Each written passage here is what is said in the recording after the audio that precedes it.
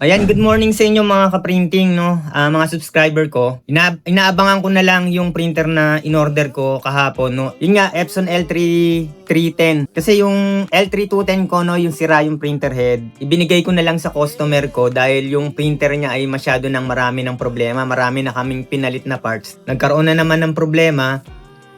Nilipat ko na lang yung printer head dun sa printer ko. Then, okay na. Nagagamit niya na ngayon. Then may na-discuss din ako tungkol dun sa printer head, dun sa hardware ID. Pag nagpalit ka ng printer head, may ginagawa pa dun, no, sa adjustment program. Tapos, kino-configure. Yan. Then ito nga, no, yung Epson EcoTank L3310 yung binili ko. Sana nga yung may wifi, kaya lang ang taas 11,000. Medyo nanghihinayang ako. Pero okay sana yun kasi mobile printing, no? Hindi mo na kailangan mag-OTG cable. Ang original price niya rito ay 10,800 pero naka 13% discount, 9,442. Pero nung chinek out ko via YouTube, no, sa cellphone kayo mag-view, then dun nyo i-click yung tag product, then i-redirect kayo sa Shopee app. Then pag nasa Shopee app na, babawas yung YouTube voucher, no.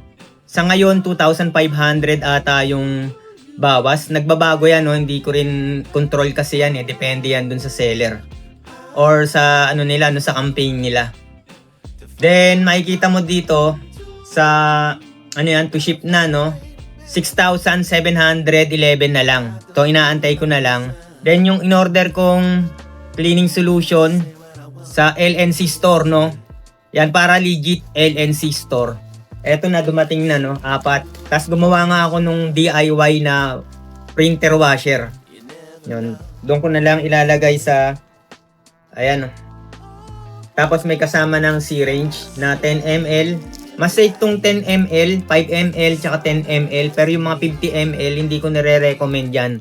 Nare-recommend ko lang yan sa mga large printer kasi malalaki yung printer head nyan. Pag desktop printer, maliliit lang yung printer head nyan at may yung mga gasket o yung sidewall nyan ay medyo mas sensitive sa pressure, no? Pag sobrang ginamitan mo ng puwersa, no, pag syringe mo, no, yung ang laki ng syringe mo, syempre yung hangin nun, yung pressure nun malaki, puputok yung mga gasket nun, no, o yung mga nagpoprotekta, no, para hindi maghalo-halo yung ink sa loob, yung 4 na nozzle.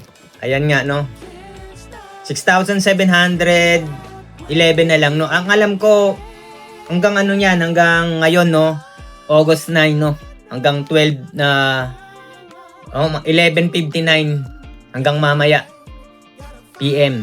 So, ayan na, check out na lang. Hanggang sa muli. Huwag natin kakalimutan mag-subscribe.